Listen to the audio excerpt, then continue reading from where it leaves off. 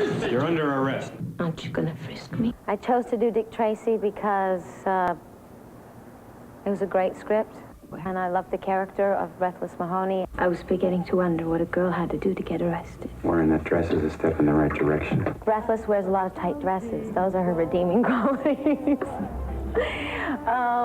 She has a vulnerable side, so if anyone can manage to be a villainess and vulnerable at the same time, that's interesting. Breathless loves 88 Keys, but only as a friend, and 88 Keys is madly in love with Breathless, because Breathless won't give him the time of day, really. What was that all about? My income tax. Hey! Breathless is madly in love with Dick Tracy, but Dick Tracy won't give her the time of day, so she's pretty miserable about that. You know what's... And Big Boy doesn't really love anybody but himself, and I know that my relationship with him is an arranged relationship, and there is no love, so I just accept it. And I mean, he's just too much of a psychotic to love anybody. What it all boils down to is that the people that we're in love with don't love us back. And that's easy to understand because that's how it happens in real life. You always love what you can't have. You all set? Okay, boys, let's go.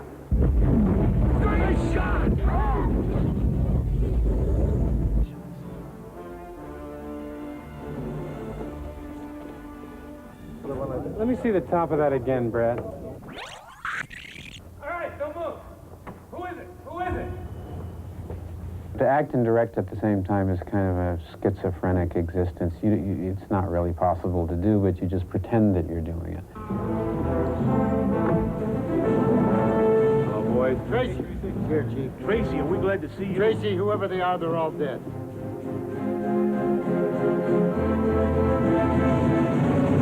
Five dead men, Tracy. We don't even know who they are. Whoever did it took their identification. They didn't take a dime. Big Boy Caprice. He understands how nervous you are and how you need your space or you need everybody to be quiet. I mean, he knows what you need because he is an actor. You want me to take a risk? I want you to take a risk. I told you I'd protect you if you testified. Protect me? It's my job. I don't know about your job. I only know what I feel. If you can't tell me how you feel, Tracy, then I can't trust you. He's very giving, he's very generous, and he's a perfectionist. And I think that those are the best directors to work with. I think I'm an okay director. I'd always like to have somebody else, but in a pinch, I will do it. This was a pinch, and I did it. Tracy, look out!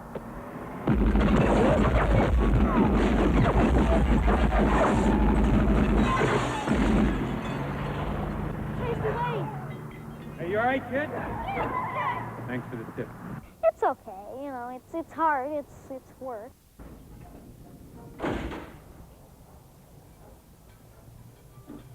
You two married? No. Would you like a broken arm?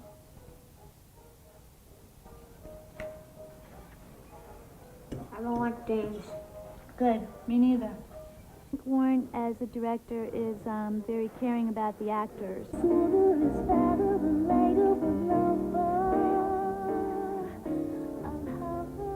When I first heard them, I just said, I can't sing those kind of songs. And it was a great learning experience because you have to learn something and then you have to make it your own. If you didn't write it, you know, find what it is that's you in it. It was hard.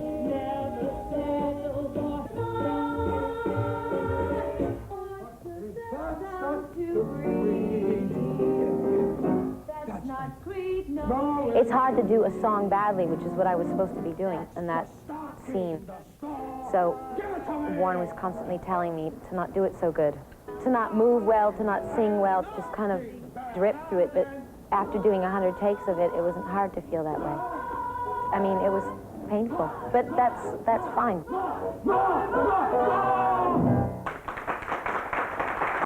I think it's kind of fresh, because it's not like anything I've been connected with. You have to seat Madonna in the right place. Let's make sure you know where it is. He's a real artist, and he's a real perfectionist, and he's in charge of everything that he does, from the way the scenery looks, to the way the costumes are, to the way the scene is lit, to the writing of the script. And it was a real inspiration, a real learning experience to work with someone like that, because I like to be in charge of everything that I do too. So I felt that I sort of got to be an apprentice with a master in a way, you know. I mean, I think I'll probably work a little faster than him once I get it down right, but But it was a great experience, and he's a great diplomat with people in working situations, and he knows how to be graceful under pressure, which is something that I'm starting to learn, but I could, use more. I could get better at that. But it was good studying him, good learning from him in every respect. Did you fight with him? I mean, there's you, the perfectionist, there's him, the perfectionist. We rarely had any fights, no. I think we had one fight on the set,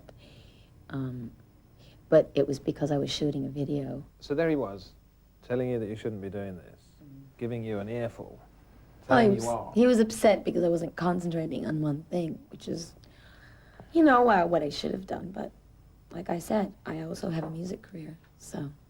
Can anybody else get away with telling you how to behave, how to run your life? He wasn't telling me how to behave. He was giving me, a peace of mind. I mean, he was telling me how he felt about what I was doing, and I would say that most people I work with that I, have a long-established relationship tell me what they feel about what I'm doing. Can I ask you this one about you and Maureen Beatty? How are you getting on? Can you ask me first? You let me answer if you can ask me, then you can ask the question. Okay. No, you can't ask me. Will you answer the second one? How are we getting on? We're getting on just famously. Great. I mean, we're really good friends. And we've both been working really hard on a project for a long time, and I think we're both really proud of it. And I think we're getting along really well, considering. I mean, this is a tough business to get along with anyone well in. So, yes. Aren't you gonna frisk me?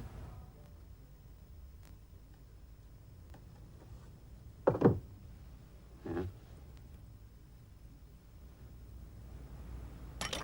You know, it's legal for me to take you down to the station and sweat it out of you under the lights. I sweat a lot better in the dark.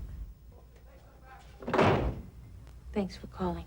I was beginning to wonder what a girl had to do to get arrested. Wearing that dress is a step in the right direction. Breathless wears a lot of tight dresses. Those are her redeeming qualities. She has a vulnerable side, so if anyone can manage to be a villainess and vulnerable at the same time, that's interesting to me. It's hard to do a song badly, which is what I was supposed to be doing in that scene. So Warren was constantly telling me to not do it so good, to not move well, to not sing well, to just kind of drip through it. But after doing 100 takes of it, it wasn't hard to feel that way. I mean, it was painful, but that's fine.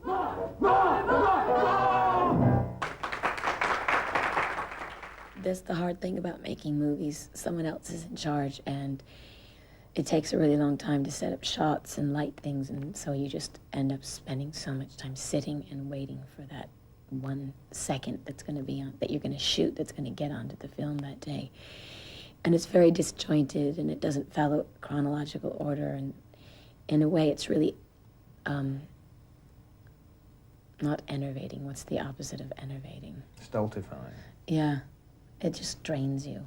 To me, that's more exhausting than doing my show every night. To sit and wait and wait and wait and be ready in your costume and ready in your feelings and your emotions and ready to do the scene and just have to wait hours and hours and hours in some stupid trailer, So what does that mean about you in the future? Are we going to see you in more films? I mean, Desperately Seeking Susan.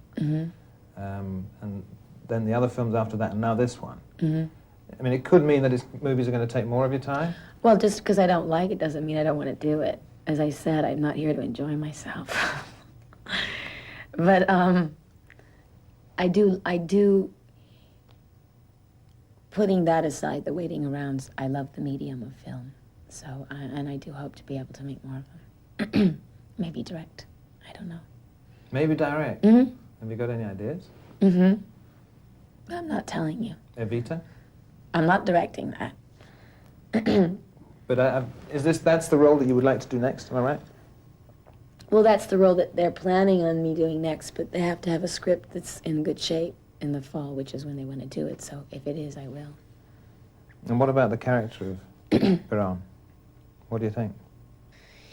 Me as Evita Perón, I think that I'm the only one that can do it. it's incredible what I've done. When I do sit down and think about it, which isn't very often, I don't really allow myself that luxury, but when I do, I have to say that I just think, God, I've really come a long way, and I've done it on my own, you know, so I could say that, I'd have to say that I'm proud of myself when I think of that. Done it on your own. Mm-hmm. Does that mean that you believe you've had to rely on yourself all Absolutely. the time? Yeah. That you are just you, that there's nothing else around you that you've had to Well, I didn't have internalize. a family member in the business that brought me in and helped me out. I didn't have anyone around me when I was growing up really saying that this is what I should do. I didn't have some Svengali-like person coming into my life, like A Star Is Born, and saying, I'll help you along the way, or I will create you, or whatever. I did it on my own. And I didn't have any money, so. So what particular talents have you had to bring to that? Was it the Time interview that said brassy, aggressive, and this was about 6 years ago, but not much of a voice? Well, I think you proved them wrong on that one. What talents do you see yourself having used to get that particular level of fame and achievement?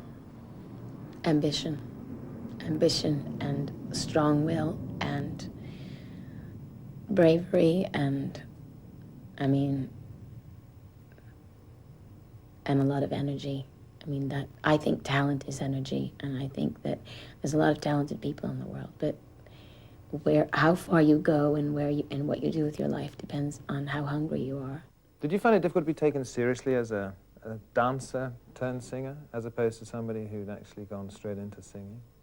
Sure, it's always been difficult for me to be taken seriously because I flaunt my sexuality, because I haven't had a lot of formal training.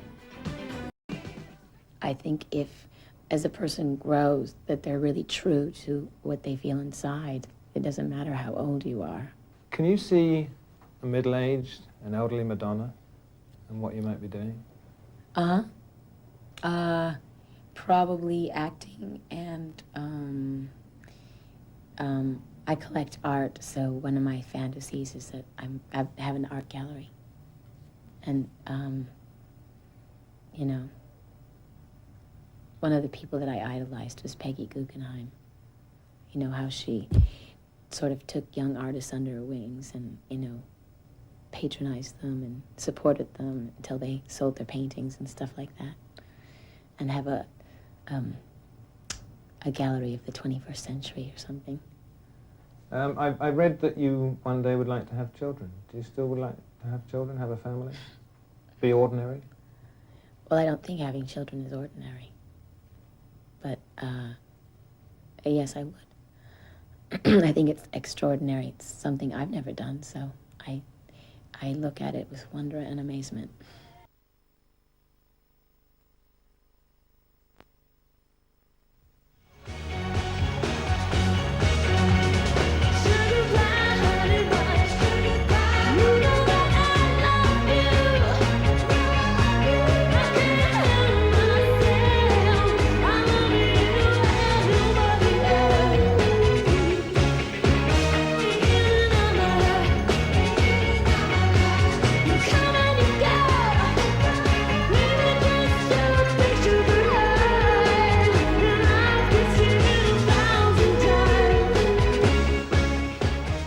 I couldn't say that any of those girls, like the Supremes or anybody, were like role models for me, because they weren't really in charge. They weren't in charge? No. Was that the most important thing? Well, they weren't singing their words. They were singing somebody else's. Yeah. They were, you know what I mean? I liked them, but I didn't aspire to be them. You have turned out an incredible amount of material in the last 7, 8 years. Was it 16 consecutive top 5 hits? More than the Beatles ever had over here? Oh, I don't know. Something like that. Yeah. I mean, that is something, isn't it? Yeah. Was there anybody from that period, sort of 7, 8, 9 years ago, that you particularly looked at and said... 7 or 8 years ago? Yeah. Well, maybe even a bit further back. Not women. I'd have to say, in the very, very beginning, when I was just starting to write music and stuff, I was inspired by Debbie Harry, because she she seemed very in charge of what she was doing, and she also had a sort of wittiness about her and street smarts, and I liked her. She was a role model. Watching some of your show and seeing the amount of costume changes and the choreography in it and the theatre, I was reminded of some of Bowie's stuff maybe 10 years ago. Well, he was definitely an inspiration. That's why I say no women. The reason, actually, David Bowie was the first concert I ever saw when I was in high school. He came to Detroit, and I was grounded for the whole summer for going, because my father wouldn't let me go to this place. So I snuck out of the house and I went, and I was just enthralled. I mean, it was during, I think it was the 1984 tour that he did with, and he had all those mime artists and stuff. It was just so incredible, so theatrical, you know what I mean? And what is it? And he constantly changed, you know, and he constantly came up. He was like more like an actor, and he kept coming up with new ideas and new images and new feelings and new thoughts, and to sort of get everybody all stirred up.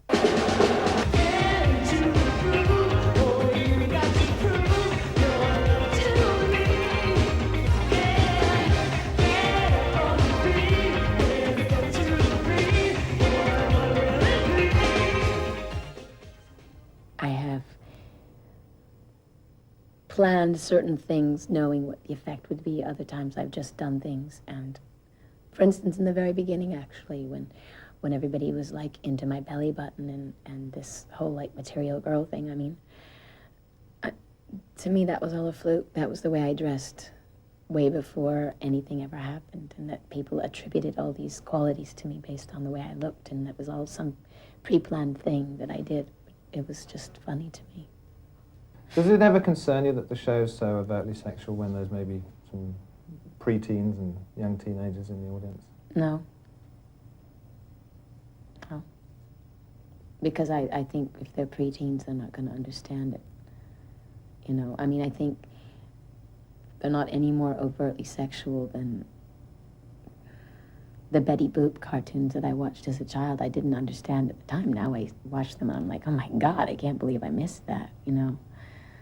But there's so many other elements in the show that I'm not worried. No.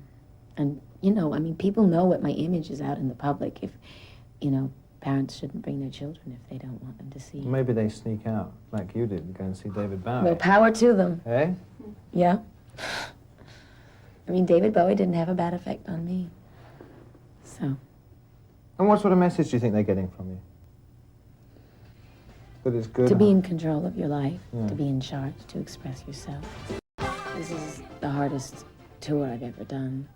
A lot of shows back to back, not many days off, and there's a lot more,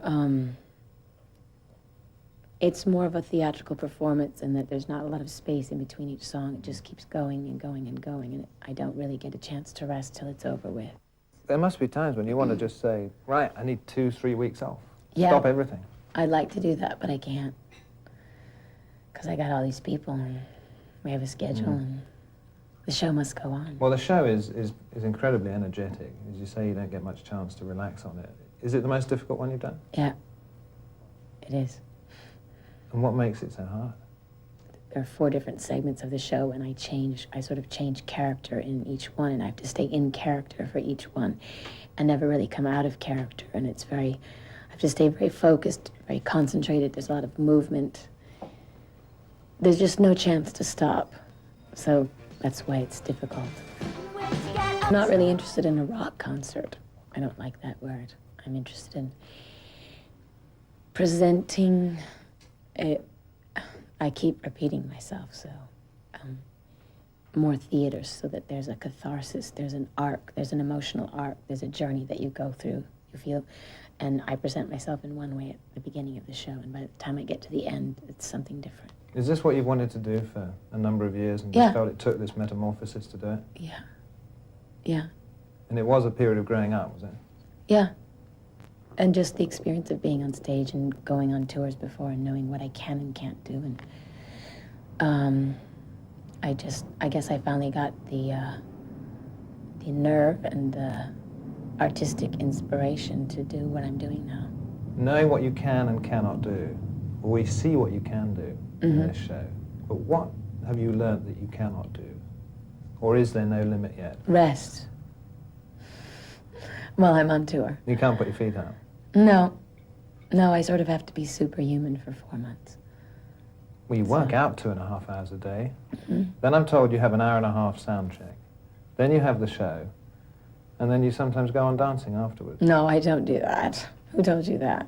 Well, I've read it. I mean, maybe I was Well, that's wrong. a damn lie. If I go out dancing, then I can't perform the next day. I'd never go out unless I have a day off the next day and there's a specific party that someone throws for me. Everyone else goes out. I go to my room. It's really boring. Well, how much of what we've read in the last 6, 7 years has been lies and damn lies? I don't believe it. I just don't believe it. So it doesn't bother me. It's just so out of control in London. It's hysterical to me. It's funny.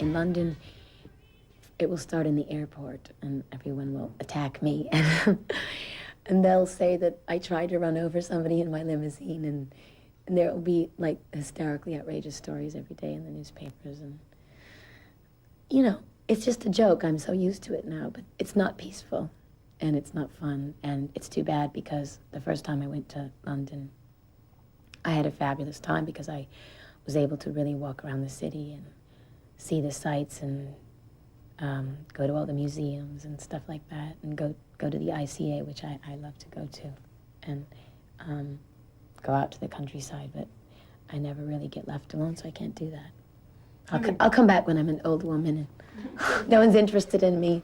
If you know that you're going to go there and you're going to get that sort of reception, how does it make you feel? It makes me feel like I have to take the good with the bad. I mean, I just accept it. That's too bad, but that's just the way it is. I know I have a lot of fans in London. That's why I go there. So I know that there are a lot of people who do respect my privacy and just want to see me perform, and that's all they expect from me. So that's why I go there. I wasn't thrilled with my home life. I didn't like the people I went to school with, and I really couldn't wait to leave. So that's probably what gave me my initial charge out into the world, you know. You were angry? Yeah. Anger is my catalyst. Strict at home, was it? Mm-hmm. Do you think some people look at you now and think, well, maybe that's why she's so wild? Are you wild? I don't know. Am I wild? I've only met you for the first time tonight. Well, what would you say, knowing what you do know? Knowing what I know, having seen you on film, I would say yes, you are. But talking to other people, I know that you like to read books. Wild people read books. No, but you actually like to sort of sit down and take things in quietly. Yeah. You're not quite the demon that you are on stage, off stage. Right. Well, I have a lot of sides. But I know that I wouldn't be the way that I am right now if I didn't have the upbringing that I had. I wouldn't have rebelled as much as I did. I wouldn't have any reason to. So, I am a product of my upbringing. This is the third time now that I've been back to Detroit and come there to sort of to see all of my family reunited. They're all scattered all over the place. To see people that I went to school with and relatives I haven't seen in years, and it's very in a way it's painful, you know what I mean, because it conjures up images and feelings and memories that you don't necessarily want to have. But I think that this was the best one so far. I mean, the first time I was on tour and I came back, it was like, okay, I'm showing everybody that I am somebody I'm going to be, and so, you know, here I am, and I was basically sticking my tongue out at everybody. The second time I came, it was a stadium tour, and I think I was very kind of removed in a way from my family and my friends and my home and my roots and my past. This time, You know, 3 years have passed, a lot of things have changed in my life, and it was, I feel that in a way I've come full circle, you know, in visiting my family. I feel much closer to people, and in a way I feel that I have let go of a lot of regrets and anger and hostility, and I've accepted things more. My past, I'm not so embarrassed about my past, like, you know what I mean? I think a lot of people go through a period where they don't want people to know where they're from, they don't want people to meet their parents, they don't want people to see the house they grew up in. It's just not as groovy as you wanted it to be. It's not as cool as everybody else's, so. Have you been hurt quite a lot in the last few years? Wouldn't you like to know? Yeah. Yes. Yes, I would like to, yeah? Mm-hmm. Yes. And the years before, and the years before, and the years before. Yeah. But your chronicled relationships, I mean, I don't want to go into details or anything like that, but has it made it more difficult to work with all that going on? No. Thank God I have work to do. It keeps me from going insane. And you used your work as a sort of medicine to put it all to one side? Well, yeah, in a way, can get a lot of things out through your work. If you can express the sadness or the hostility or the pain that you feel in your work, then what better way to kind of exercise it, you know? And understand it, try to understand it better. Are you still angry about things? Oh, I'm sure I am, yeah, definitely. What sort of things make you angry? Now, what sort of things make me angry? Oh, racism, sexism, bigotry, homophobia, ignorance, food taking a long time to come to the table in restaurants. I don't know. Tea. Tea not getting here on time. Sitting still for too long. You know, the big issues. So would you say you're a happier person now than you were 2 years ago? I think I'm striving to be happy. But if you want to get really analytical, most people say that I work too hard and that I don't take time to enjoy the success and the things that I have as much as I should. I'm a happier person. I don't know if I'm easier to get along with.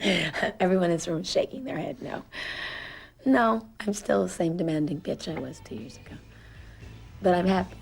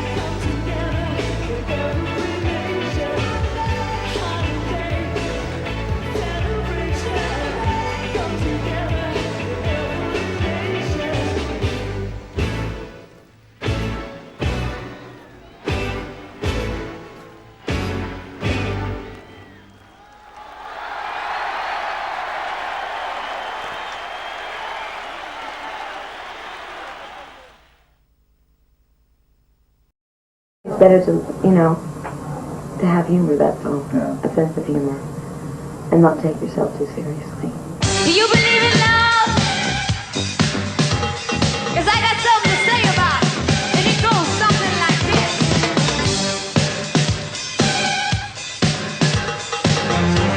Hi, I'm Kurt Loder. Welcome to Breakfast with Madonna. Not breakfast right here and now, actually. This is more like a light tea. What happened was we were in Tokyo last April when Madonna launched her 1990 world tour. It was a Friday the 13th. The first concert was held at a brand new open-air stadium about 2 hours outside of Tokyo, and it poured rain. Not the best of conditions, actually, and frankly, prospects for a post-show interview looked pretty bad. But then back in Tokyo after the show, well past midnight, we got a call. Madonna would in fact grace us with her presence. So we hustled over to her hotel suite all the way across town, and there came upon the most remarkable scene. The room we were ushered into was filled with wreathing, bare-chested male dancers, all gyrating wildly to some booming dance pop track on a stereo. In the middle of all this, up on a coffee table, stood Madonna herself, wearing boxer shorts and a black bra, and flailing away with equal abandon. Well, at least we knew we were in the right place. So we went into another room, set up all our cameras, and about an hour later, Madonna, having apparently exhausted all of her dancing companions, appeared in our doorway, wearing a relatively demure bathrobe. She took a seat on a couch, ordered a cup of tea, and off we went. Just tell people I just woke up. Yeah. You had breakfast with Madonna. I'm having my morning tea. I feel so rested. We started out talking about religion. Madonna was raised Catholic, and Catholic themes have been woven through much of her work. Most recently, the video for Like a Prayer, which so upset her former tour sponsor, Pepsi-Cola, and the actual liturgical touch of Act of Contrition on the Like a Prayer album. Given all of this, and the outlines of Madonna's fairly well-known social life, we were wondering, does Madonna still consider herself a Catholic? Do you still think of yourself as a Catholic? Sort of. A fallen Catholic. Yeah. Did you get any like hate mail or anything for doing Act of Contrition, or well, not hate mail, but I mean, did you get? If I did, no one gave it to me. Did your aunts like call you up or anything like that? No. No, my relatives never call me up and say they didn't like something. I suppose if they don't like it, they just gave it to themselves. That's good. But you don't go to church or anything anymore? No. I'm not a practicing Catholic. But once you're a Catholic, you're always a Catholic, right? As you know, Kurt. Actually, that's true, but yeah. Okay. I wanted to ask you about Oh Father, which I think is like the most amazing video.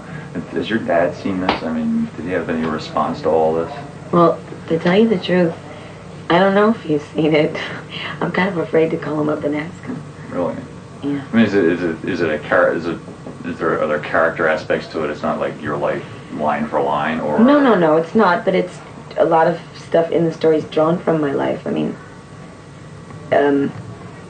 it's a combination of my father and other men that I've known.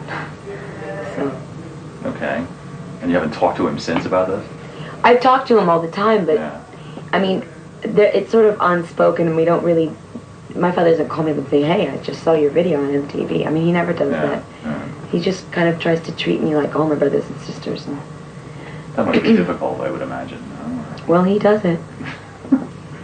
Have you heard from any other people that crop up on the album? I mean, you're talking about a lot of stuff in your life, and people say, I saw myself in that song. I mean, yes, I hear. I mean, people I don't really know say I could really relate to them and stuff. Yeah. No one really close to me. Yeah. Do you find that around the world? I mean, if you're in Japan, do you have kids coming up saying, well, it would be hard to understand, I suppose. Not in Japan, huh? No one's really spoken to me in Japan. Really? They just stare a lot. It's a lonely life, that's awful. The greatest advertising hoo-ha of all time was your Pepsi deal. This was fantastic. You sign this deal, you do your video, you do their little thing, everything's done, you get this tour support, I suppose, and then the video comes out and they go nuts. I mean, what was that all about? Did they just lose their minds, or what? Well, I think that they were afraid of the controversy that the video was going to cause. How did they put it to you? I mean, did they say, well, we don't like black guys doing this and with white girls, or was there anything like that? Or no, they would never be so honest. They just said they didn't like it. And a couple of people were threatening to boycott the bottling companies in the South. Yeah, and Wildman, I mean, it was Well, I think they were really afraid that this whole thing was going to, like, blow up, and they didn't want to do anything to harm Pepsi, which is a sort of all-American symbol. Yeah. Were you surprised by this? Or was I was. Because the video is, I mean, there's a fable in the video, and it's about, you know, standing up for somebody and telling the truth, and I was shocked that they couldn't see that. But does it make you wonder about future corporate involvements at all?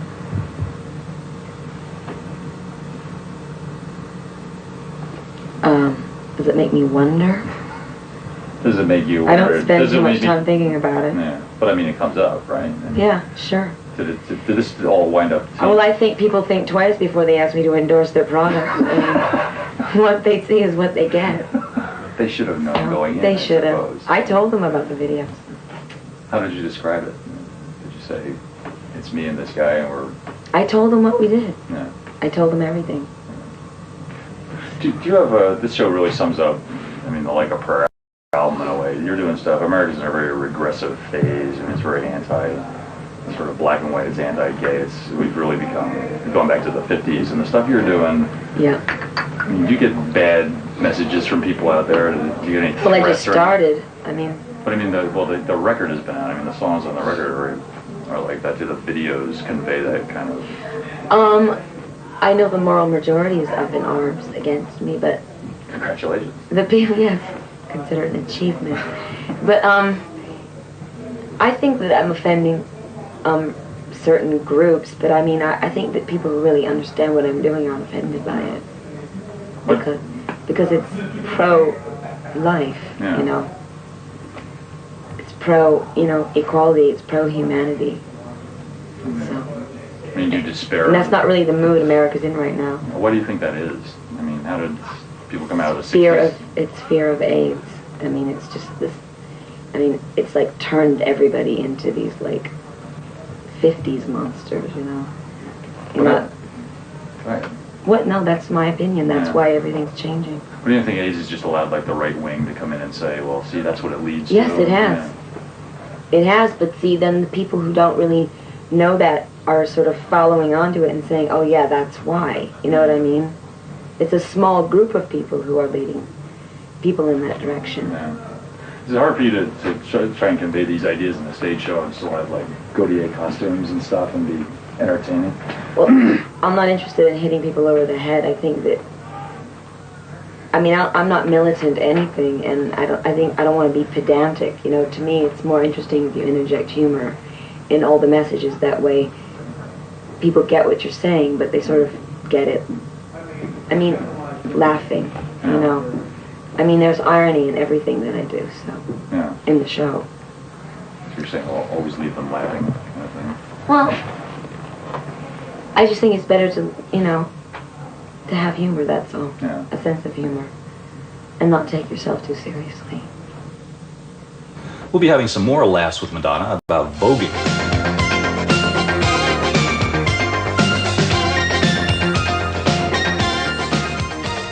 Welcome back to Breakfast with Madonna. During the course of our talk with Madonna after the first show of her world tour in Tokyo last April, we naturally got around to the subject of how she goes about writing songs with her two collaborators, Patrick Leonard and Stephen Bray, the difficulties of performing in a downpour of the sort that greeted her in Japan, and how much she does or doesn't like touring in general. We had run into Madonna's brother, Chris Ciccone, backstage at that show. Chris did some of the stage designs for this tour, but the main reason he was out on the road with his sister this time around, he told us, was, as he put it, who knows if she'll ever tour again? To which Madonna's response was as follows. That's what he said he's out here for? Well, he didn't really put it quite that way, but he led me to believe that, you know, maybe you would be... I certainly wouldn't tour in this capacity. I mean, this one really wore me out. Why so? Was it the rain? Was it the... No, not this show, this tour. Yeah. This, putting it together, because I really put a lot of myself into it. I think it's a real personal statement, and it's much more theatrical than anything I've ever done. And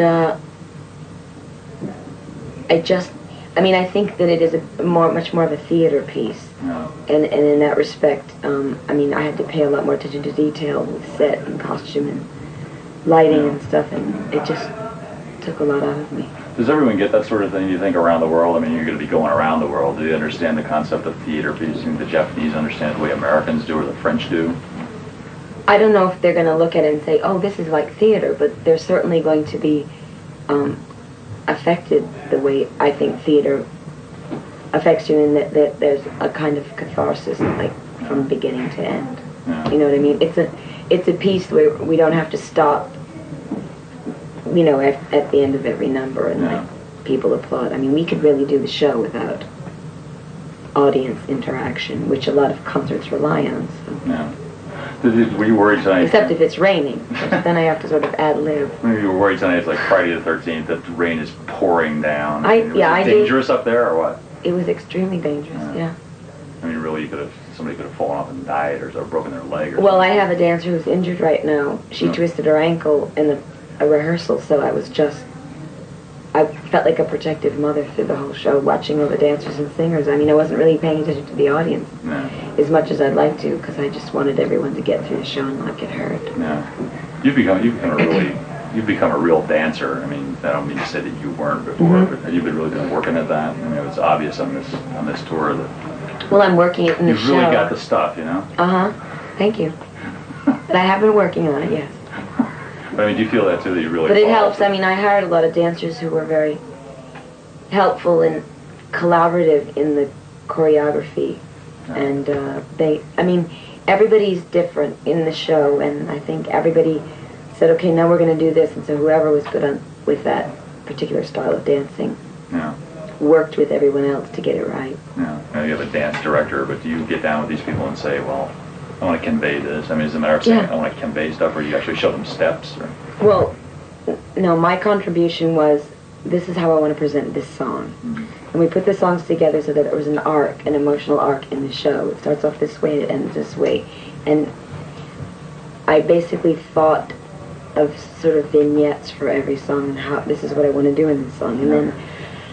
And I would talk to Vince about the costumes and the feel that I wanted, and then he would fool around with it for a while. And then based on what song we were doing, he would pull a dancer or two who he thought were good at this kind of stuff, and they would collaborate together and come up with it. And then I'd come in and say, I like this, I don't like that. Yeah. Think you're inventing any new dance steps here? Will you be seeing this stuff on the streets anytime soon? Well, I think that a lot of people haven't seen voguing, and I think that should make an impression on people, and I think it'd be great if everybody starts doing it. I think it's great. I mean, voguing was going to be a big thing. It was, but it didn't make it, so maybe it will have another chance. Why do you think it didn't? Because they didn't have a spokesperson like me. And why are you promoting it then? Because I love it. What's so appealing about it? We're trying to get behind voguing. Well, you know what? I love it. Also, you know. I think it has a lot of humor to it too. I mean, it's just so sort of arrogant and there and presentational. You know what I mean? Self-conscious in a way, and I think it's hilarious. I really do. Why do you come to Japan to start tours? I mean, a lot of people do. It just worked out time-wise. I mean, it's easier to go, if you go to Europe, it's easier to start from Japan and sort of go go in one direction than to like sort of hop all over the place and change time zones and stuff. I mean, was it your idea to be the first act to ever play this place out in Chiba? I would prefer to be indoors, really, because I knew this was going to happen. Yeah. Last time I came to Japan, the exact same thing happened, only we didn't do the show. Yeah. And I was not going to, like, go through the same thing again. I was so depressed.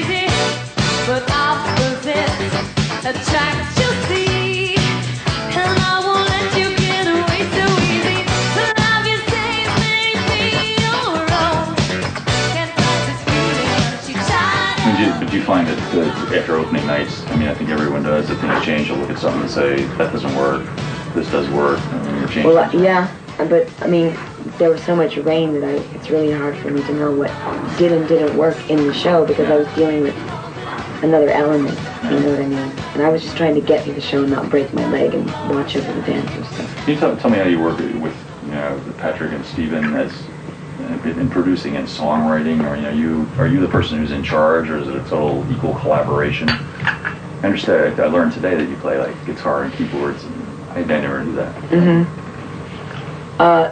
An equal collaboration? I suppose in the beginning it is, but in the end, I say what goes and what doesn't go. That's because true. So. It's me out there, not Steve and Pat. So, yeah. And they understand that. But I mean, did you trade ideas back and forth? Do you come up with melody lines, or is it mostly lyrics, or? Lyrics and melody lines. And to get inspired for all this, are you forced to go out to dance clubs a lot? No. Or do you go out to dance clubs a lot? I do, but I'm not forced to. I was just trying to be wry. Yeah. Sorry. Rye or pumpernickel. Yes, it's true. Yeah. Do you feel, since you do go out to dance clubs occasionally, do you see stuff that might be the next voguing? I mean, you see new stuff coming up? You're on top of this, right? You can tell us. Well, quite frankly, I haven't been out in a couple of months because I've been working on the show. Yeah. I don't know what's after voguing, but I'll let you know when I find out. Did you have any difficulty seeing Gautier come up with unusual designs for the clothes in the show, or was he? No, he's pretty very ready creative, and we collaborated on anything. I mean, I actually sent him drawings originally about what I wanted, which were the first. I mean, a lot of the costumes were like inspired by my stick drawings. Yeah. And then he kind of elaborated and threw his stuff in. Your stick drawings? Yeah, I'm not a good artist. I thought art may have run in the family. It was, No, unfortunately, and all my brothers and sisters are good that way except me. I see, okay. This is my compensation. Okay, we're going to take a little pause right now because even at Breakfast with Madonna, there are still commercial breaks, right? But we'll be back in a moment with some big questions about love and marriage, so don't wander off. Over the course of our early morning conversation with Madonna in Tokyo last April, the talk inevitably turned to questions of love and marriage, her failed marriage to actor Sean Penn in particular. These thoughts were suggested by a song on her Like a Prayer album called Till Death Do Us Part, and here's what Madonna had to say about it. I wanted to ask you about Till Death Do Us Part, too. I mean, do you still believe that love is a possibility? I mean, you're not soured on the whole concept? Well, okay, it is a possibility. I'm sorry. But, I mean, do you think of it differently now than you did? Well, that was a point of view in the song. Yeah. I mean, that you just keep going back for more shit. No. I was just sort of describing a situation, not condoning it. But I mean, you don't feel soured by an experience that millions of people go through all the time? No, no, absolutely not. Have you found love again? Have I found love again? Yes. Yes, many times. Since then? Many times since then. Really? Gee whiz. God, what an enterprising woman. Okay. That's what they say. You had said once when you were doing Speed the Plow, you were dandling some babe on your knee, I think, a child, and say, well, this is my next project. I don't know if you remember this or not, like the Madonna baby. I was in a capricious mood. Oh, okay. So we shouldn't take that. Well, my next project was not that. So. No, it turned out to be a movie and an album, but I just wondered if you were still, I mean, you want to have kids at some point? Or? Yeah. Now, my next question is, would they be with Please don't ask me with who. This is because Warren Beatty did this interview with Barbara Waller. It was a really terrible interview, but he did this interview, and he said he wants to have kids too. And naturally the question would arise, would you be having them together, perhaps? Well, I just really can't comment on that. I felt I had to try. I don't know. Is there a different sort of persona in the songs for Dick Tracy and the film also? I mean, is it a new Madonna thing? Well, it's inspired by the movie, so it's kind of in character, my breathless character from the movie, so yeah. Hello? You're breaking and entering, you know. Sorry. Sit down.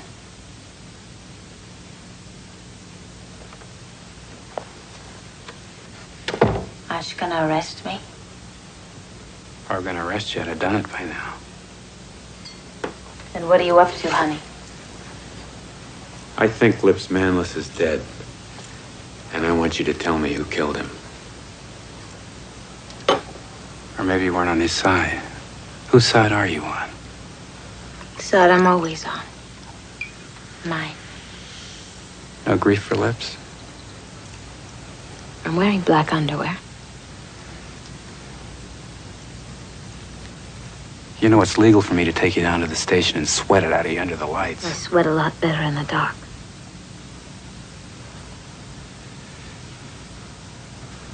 I know how you feel. You don't know if you want to hit me or kiss me. I get a lot of that. Look, you're safe. Big Boy's in jail. You're the one that can keep him there. Give me a call.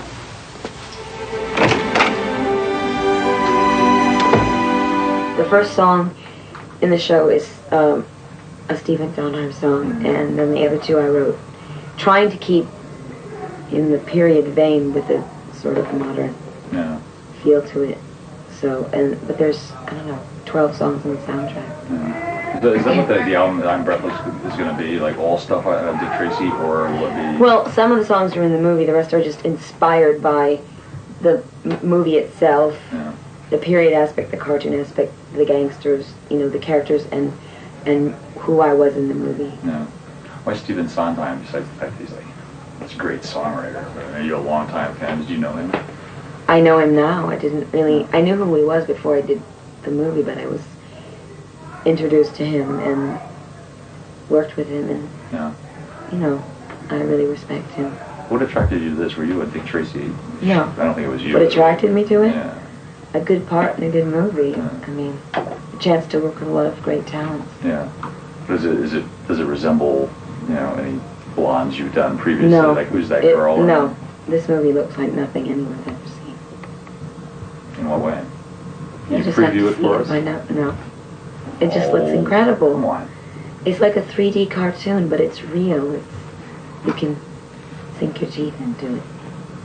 Oh, that does sound good. We'll go see it. Plug. Okay. Okay. And now I have to eat my breakfast.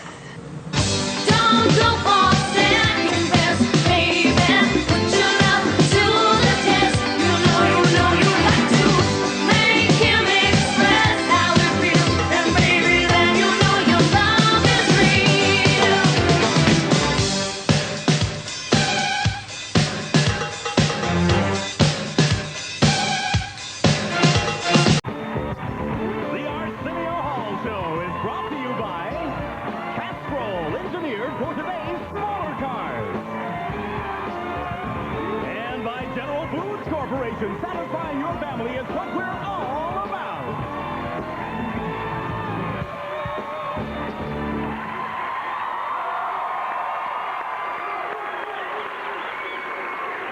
Yes. Join me tomorrow night when my guests will be the Winans with Teddy Riley and Howie Mandel. All of them singing. I mean, Howie Mandel, too. They all gonna sing together. So it should be fun. I'd pay to see Howie Mandel with a glove on his head singing gospel with the Winans. This woman will probably leave you breathless.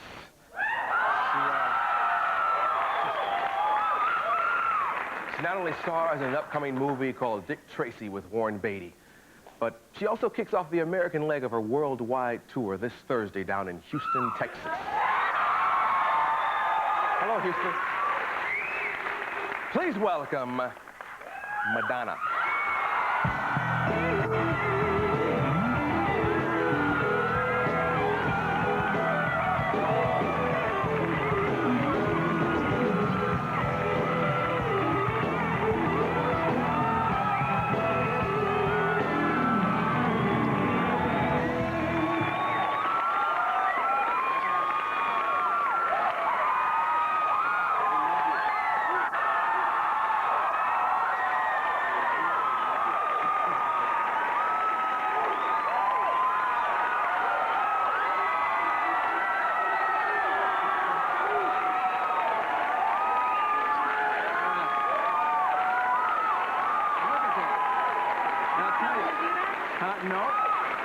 didn't tell him to do that, and I didn't tell him to stop.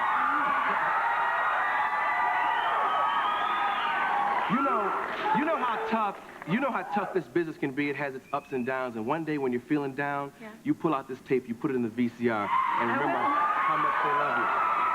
I love the, that was very good, Mike. Is your name Mike? Somebody told me your name was Mike. Yeah, and he didn't turn around when you said it. He was like, oh, me? What is your name? That's Michael, yes. Bill. Oh, I thought you was talking to Michael. I'm sorry, I forgot you were here. That's Peter. Peter. Oh, Mike's the guy whose finger I licked. Yes. Yes. No, I'm Peter. That was very cute. Your video. Oh, thank you. I liked it. Thank you. Oh, no, she's talking about Klondike. You can faint now, Peter. Okay.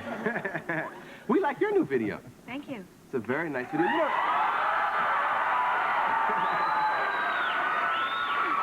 Yes. Where's yours? Well, mine can't quite compare to yours. My mother is a big fan of yours. She saw your video and she called me and she said, what does she mean, gives good face? Well, it's not exactly like giving good.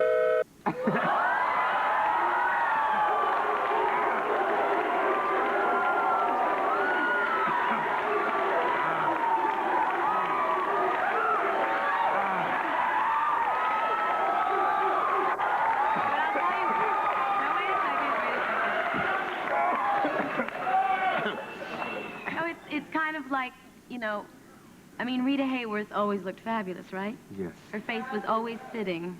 That's what it means. Okay. She gave good face. She never looked rotten. Yes. Now you like just... we all can sometimes. I've never seen you look bad. Oh, really? You always... see me in the morning? Oh, yeah. Contrary to popular belief. They didn't get that. You always look good, and you always do something that you've done twice tonight already. You shock people. Really? Yes, you really know how to create controversy. I saw a picture of you the other day, and one breast was hanging out. I think it was I think it was in Vanity Fair. And trust me, it looked very, very good. But I said, you know, Madonna, she likes to shock people. Is that what it is? Sort of, yeah. And sort of. And what's that other element? I guess I like to have fun. Yeah. I mean, not a... I know that, yeah, I think most of it probably is the shock value, because I know when we were doing the photo session, my press agent and my manager were both standing there with their mouths hanging open going, please don't do that. Yeah. Please button your shirt back up. But, I don't know.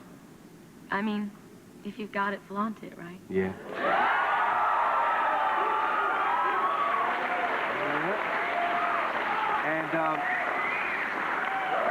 And trust anyway, guys go around with their shirts off, and they look fabulous.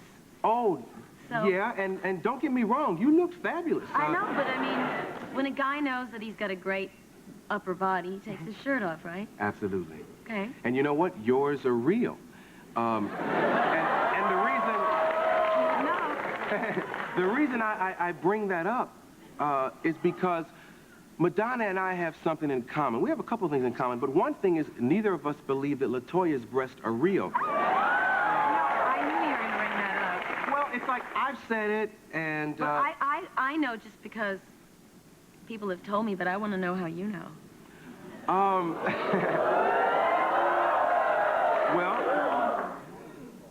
Breastology is a science that I study. And I've seen her... You watched them grow in a week, right? Well, yeah, not only grow, but I've seen pictures of her laying on her back, and even though they're beautiful, you know, I mean, they like... Stand up too straight. Yeah. I mean, they're at attention. Yeah. So, you can tell. Yeah. Maybe we shouldn't talk about it too much, so I'm going to get some hate mail. Well, no, see... No, I don't... No, if they're about to write, put your pens down, because we're just speaking from, well, what we consider reality, our opinions, and we're also saying they look good. You said that. They do. But you said she had a job. She did. And I think she looked good. Oh, well. You got to teach me to Vogue, too. I talked about the video. You're a great dancer. You did something at the past MTV Awards, a thing where you, I can't even do it, you kick your leg and you go backwards. What is that called? I kicked my leg and it went backwards? Your whole body went back. It's like the backwards one-leg running man or something like that. I don't know what I did. You keep up on the dances. But I got some great dancers that could teach you how to vogue in my show. Really? And they were also in the video, yeah. They taught me. I'll have to come to your show. Maybe I'll fly down to Houston or something. Or you could just go to the show in L.A. Where is it going to be here in L.A.? Sports Arena.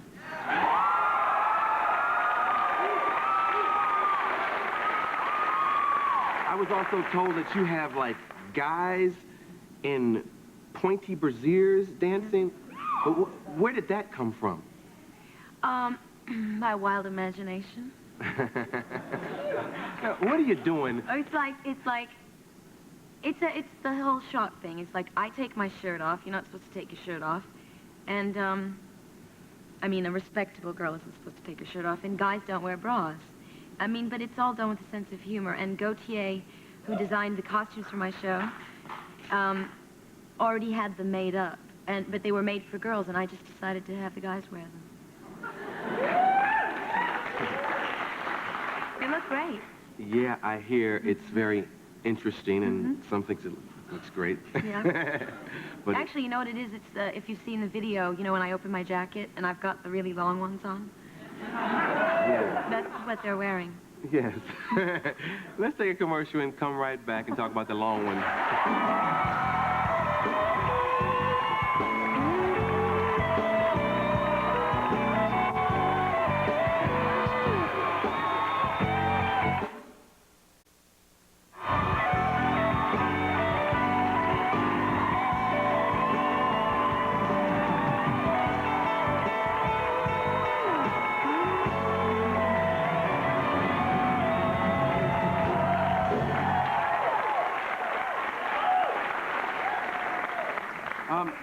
The albums. Come to my show. Yeah. Gotta make them come, see? Yeah, I'm not gonna sing here. We can't give them everything. I gotta save it up for the show. She's here tonight as an actress to talk about a movie. Okay. And we'll talk a little bit about the album. I wanted to ask you about the song Hanky Panky. What do you want to know? What is that song about? Now, I've listened to the words. How do you interpret it? Yeah. How do I interpret it? Well, I wrote it. Okay, so how do you interpret it as the writer? How did I mean it? Well, it's about a girl who likes a good spanky.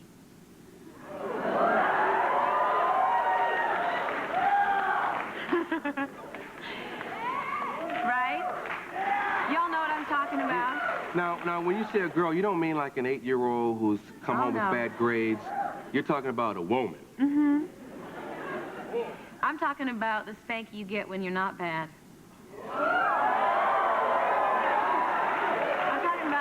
I'm talking about the spanky you get when you're good. Yeah. Okay. Dr. Ruth and I touched on this subject one night. Where did you touch?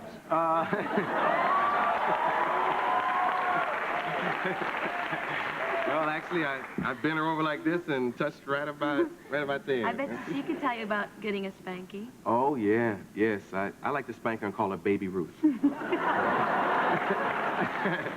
I'm just kidding. I'm just joking. Not kidding. Have you ever been spanked, really? Yeah. Be honest. You have? Yeah. Recently? You mean the kind you get when you're a woman? Yeah, when you were good. Definitely. I don't like it really hard, though. Yeah. That's what Dr. Ruth said. She said, as long as it doesn't hurt, as long as it's that hurt so good kind of thing. It's just a little stinging. Yeah. Yeah. And it's good. Let's talk about the movie Dick Tracy. Okay. Let's discuss Breathless. I thought you were going to say breath again. Oh. Breathless, what do you want to know? Tell me about the character. Well, actually, she gets slapped around a lot. Mm-hmm. But not because she wants to. There's a character called Big Boy in the movie. And he's her boyfriend, not by choice. And he's like the gangster who takes over and takes her on as a girlfriend. And he owns the nightclub she sings in, and he smacks her around a lot, and she falls in love with Dick Tracy, who wants Big Boy, her boyfriend, and she's kind of torn between being a good girl and a bad girl. Yeah. You know. You brought us a clip. Mm-hmm. What is this clip about? I don't really know. Okay. I don't know which clip they gave you. Okay, we'll look at it and then we'll talk about it. Okay. I often do that here. Okay. Let's Can see. I watch it on that thing? Yeah, you can watch it here. But first of all, let me say this is a clip that I got from Disney, and it's a rough clip because the movie's not totally complete. So it won't look like this when you finally see it in the theaters. But I had to get you something. Sandy, kick it.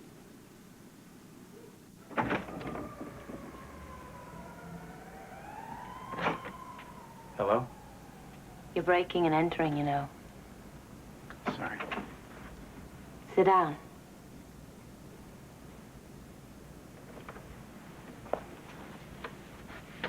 Are you gonna arrest me?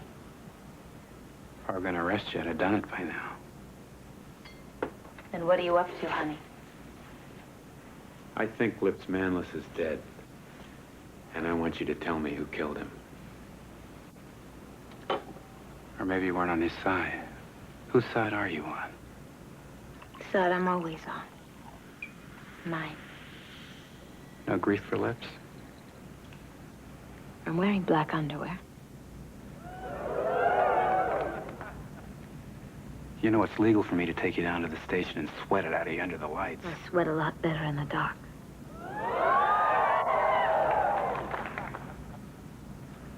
I know how you feel. You don't know if you want to hit me or kiss me. I get a lot of that. Look, you're safe. Big Boy's in jail. You're the one that can keep him there. Give me a call.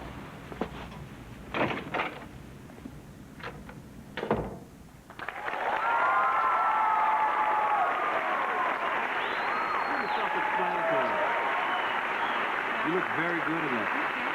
Boy. See, now, that clip opens up a whole new can of questions, so I'm going to take a commercial and come right back with Madonna.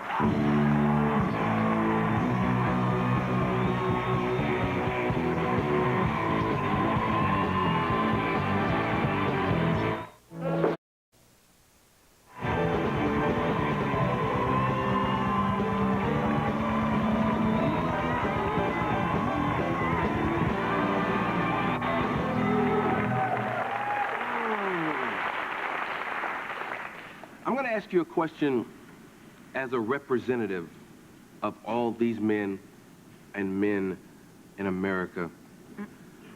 What does Warren Beatty have that we don't have? You really want to know? Yes. Yes. About $1 billion.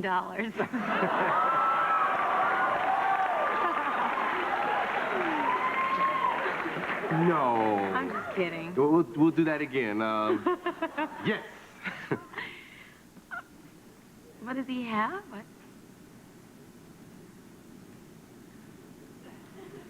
Well, I'd have to get to know you better, Arsenio, so that I could let you know what he had that you didn't have. Right, right. So let me reword the question. Let me reword the question. What is it you like most about Mr. Beatty? God, that's a tough one. He's at home mad because you can't come up with an answer. Come on. I know he's watching this. What does he have? Oh. I know he's good looking, but there's a lot of good looking guys in the world. That's not it. Sensitive. Yeah, that's not what he has that other people don't have. You know, you said once in an interview that you liked a man that wasn't afraid to show his... Okay, that's it. He's not... And it's not that, because he's very shy, and he would be afraid to show his. What he has is he's not threatened by my, well, I'm a very sort of outspoken, forward gal. Mm-hmm. He's not threatened by that, and that's what he has that a lot of people don't have. He's very sure of himself. Okay. You know? He knows who he is. Joan Collins once called him sexually insatiable. Really? Well, he was 20 at the time. Aren't all 20-year-olds? It's true. That's a good point. I mean, that's when she was dating him. Yeah, he was 20. Yeah. So, how is he now? I would say that he's satiable.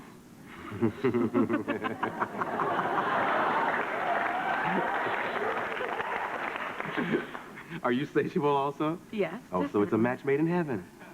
Or hell. However you look at it.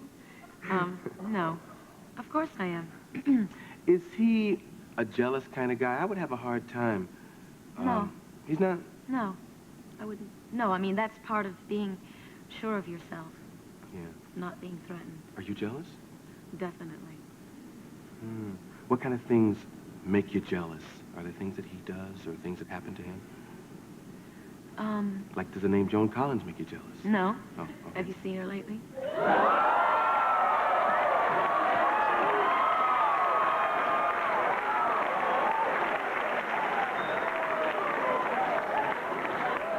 Damn, Ma!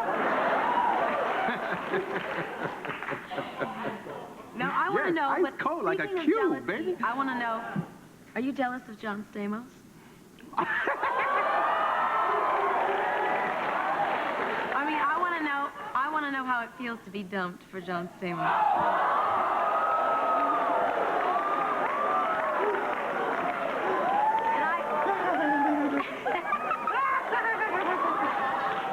And I brought you something because I feel bad for you. What is it, like a straight-up LP or No, something? it's a ring. It's a ring. Give me your hand. It's a ring. It's a gold ring. See? Now, okay, now... That's because that's the booby prize. The booby prize. See, now, what she's talking about is, for those of you who don't know, there was a rumor of me and Paula Abdul dating. A rumor, right? And then, hey, stop! And then I guess Paula showed up at the Grammys with John Stamos, and it was a full house. I couldn't go. So, and... She wanted somebody who was home more often. Oh, Ma! You're telling all my business. You said you worked every night. You're telling all my business. One night off a week, right? Yeah, if that. If that. Not good enough. Look at the audience is like, are they gonna fight? Well, I know you were heading in the direction of getting in my so I thought I'd turn it around.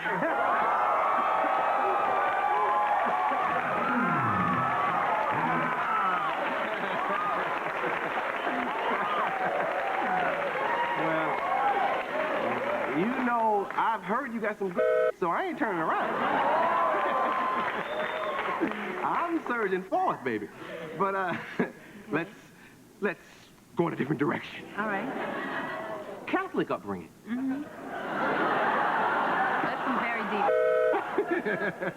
Yeah, and as a matter of fact, someone in here, you can. This ring looks for like you. It's chunky like your name. Yeah, but you know, it looks like something Don King would wear to a wedding or something. It's like nugget ring. I know somebody that'll wear this. Reggie, I got a ring for you. Put that back on. Okay. You hurt my feelings. I won't. Put on your swear finger. Okay. Thank you. I got a ring from Madonna. Right on. Your fingers are very long. Yeah.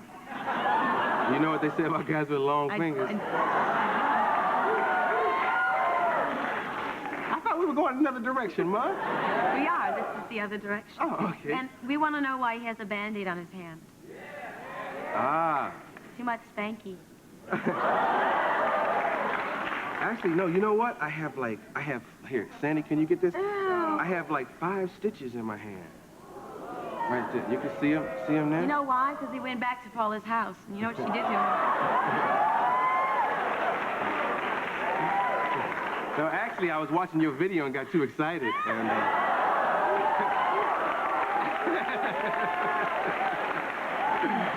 oh, hand hit the TV screen and... I'll tell you what's good for that. What?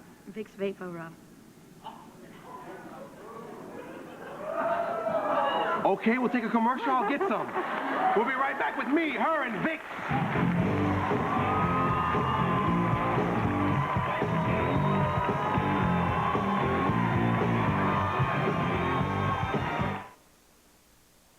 Thursday, a code of silence is broken, and the city erupts in a violent war for vengeance. Brothers, I promise you blood for blood. Corruption rocks the police force, and no one will speak out. Mister, you don't belong on the streets anymore. No one, that is, but Chuck Norris. The cops don't trust him. The mob wants him dead. All alone, he's one man in a battle for justice. Chuck Norris, Code.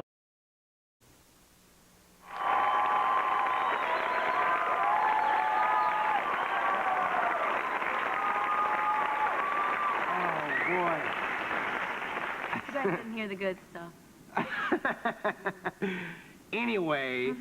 He's gonna wear that when Paula's on his show again. that ring that I gave. Now, why are you so insistent on me doing that? Cause I'm effing with you. Uh-huh. Have you ever met Paula? Well, actually, I met her on the MTV Awards, the one that you hosted. Yeah. He was standing close to her a lot, like the whole night. And I noticed that her tights weren't pulled up as high as they could have been.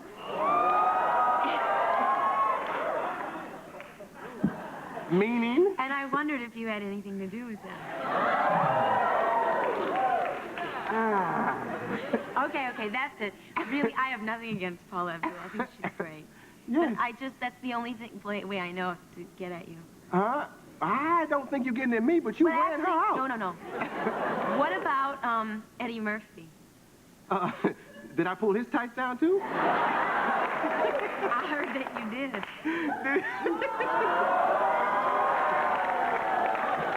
No, seriously, there's a rumor, and I want to know about there's a it. rumor about you and Sandra Bernhard, but I didn't ask you.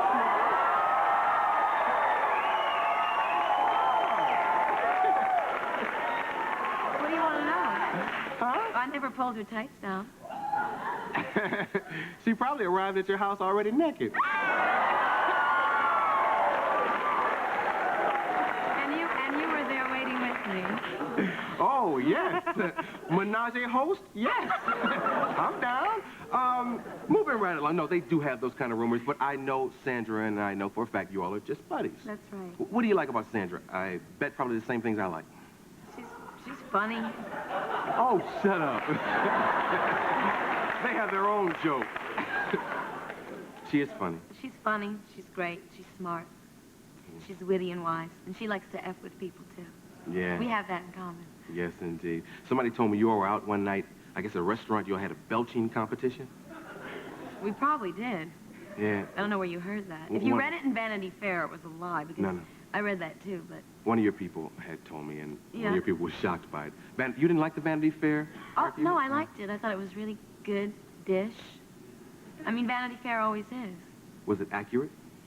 I'd say it was 50% accurate and 50% thrown in drama, but that's good. But doesn't that bug you, though?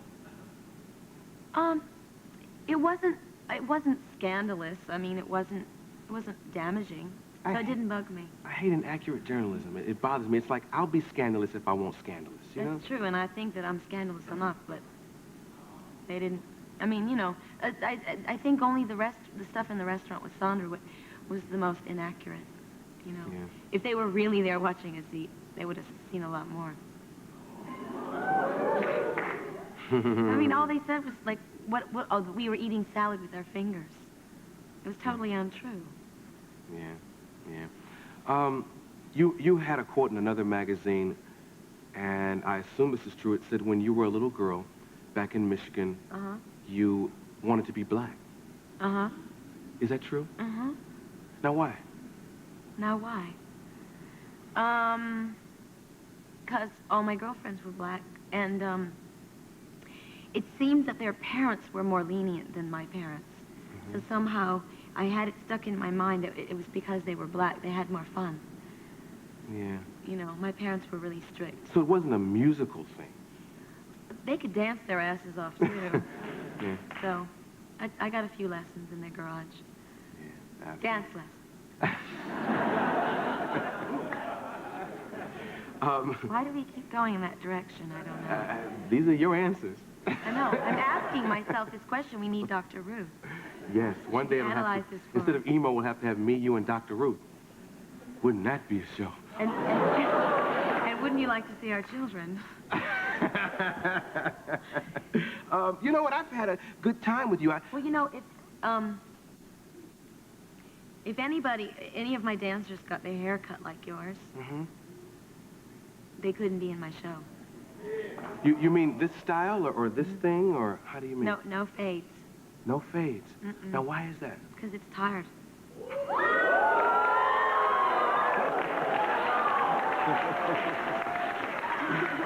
Now, what should I have? A hair like Warren? Talking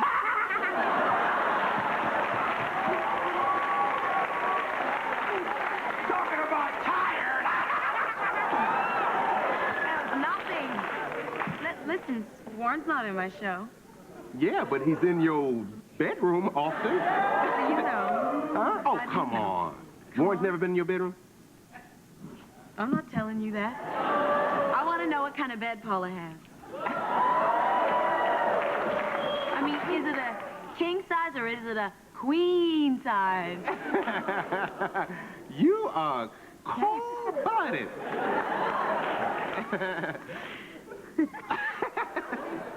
Anyway. About your hair. Yeah, or anything else you want to talk about. No, actually, what I was about to say was... And these couches. These couches have to go. You don't like your couches? Oh. These, you know when you drive down the street and they have those, like, bargain furniture stores? And you see the couches in the window and it says half off? Yes. Right? Like on, like, La Brea or Fairfax? Is this where you got it? See? She's dogging me at I know every you made turn. some money this year. I ain't say nothing about her Run DMC necklace. We'll be right back with Madonna. Give it up for her. Give it up. Madonna.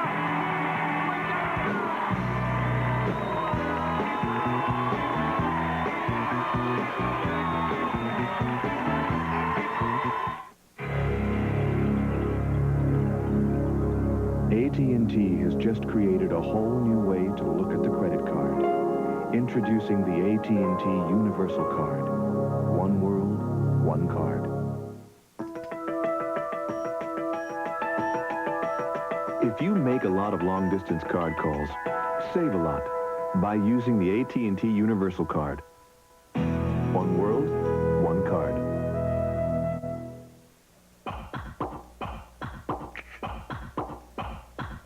Once you pop, you can't stop. Once you pop, you can't stop. Gonna pop it. Pop, pop, pop. Pop Pringles. Pop, pop,